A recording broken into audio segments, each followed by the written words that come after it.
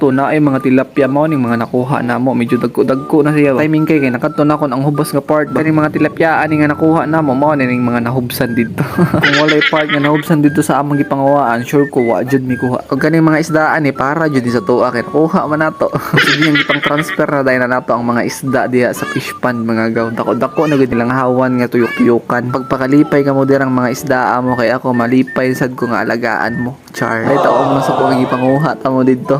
Pero ay kabala ka alagaan talaga mo ay kadagko ninyo pang lutoon tanga mo. Pag-simple up na din ipakita sa inyo mga gaw kung ano ni kadagko ng mga isda ato i-close up ba. Tanawan ninyo.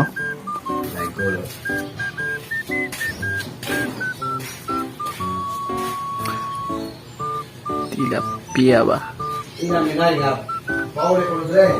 Practice na practice.